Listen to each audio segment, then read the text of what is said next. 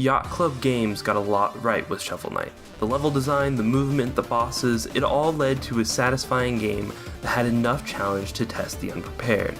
Shovel Knight may still have a sequel on the way. I'm a bit doubtful because of all the DLC they like to do, but it's very likely. But before we break out all the hype chalices, let's all look at one of the weakest aspects of Shovel Knight, and that's his rival. Black Knight works as Shovel Knight's rival both gameplay and story-wise. This makes room for an interesting character and motivation, and an enemy that the player will enjoy defeating. Yet Black Knight struggles with this and feels underwhelming because of his vague motivations and poor fights.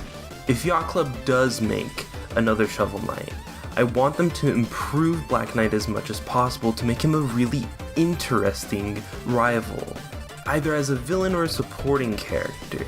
Let's look at some examples, both relevant and slightly irrelevant, that hopefully will make Black Knight a better rival in the future. Let's talk about a character that comes from the era Shovel Knight is trying to emulate.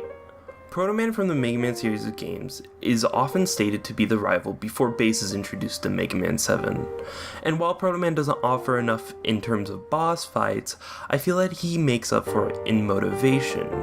Proto Man is Mega Man's older brother. His motivations are mysterious but ultimately simple. He wants to stay away from the battles against Wily. Unless it's absolutely necessary he get involved. He tests Mega Man in the third game, making sure his brother can handle the attacks up ahead.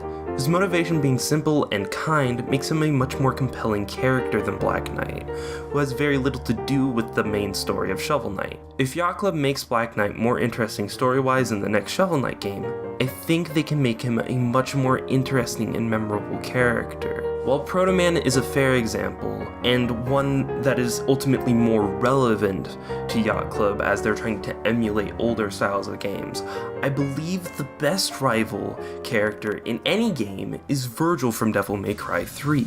In Devil May Cry 3, there is no character that I love to hate more than Virgil. Not just because he shares a personal relationship with Dante, not just because he's the most powerful playable character in that game, but because he does things that harm not only Dante's quests, but the players. If there were a moment in Mega Man or Shovel Knight where the rival took a power the same way Virgil takes Beowulf from Dante, then I wouldn't even be making this video. Virgil single-handedly takes what the player has earned and shows off how to use it in a better way than the player could even. I've never felt animosity and respect in such equal measure at the same time for any character. When you finally fight him is where it becomes really interesting though. Like both of the previous rivals, Virgil is fought at different points in the game for different reasons. Once near the beginning as Dante reaches the top of the tower, once near the midpoint to get Beowulf back, and once at the end to see who gets to wield the power of Sparta. Each of these moments provide heavy stakes if the player fails, so the player rises above Virgil for the reward at the end rather than because Virgil is a speed bump to the rest of the game. While Shovel Knight remains one of the best games released within the last 5 years or so, I feel that they should have taken note from the character action genre when it comes to writing its rival. Hopefully in the next game the rival can have more to do with the story and have the player have more than just story reasons to dislike them. Hopefully those reasons can be related to gameplay, and hopefully those reasons really bring the whole narrative together. Thanks for listening. See you next time.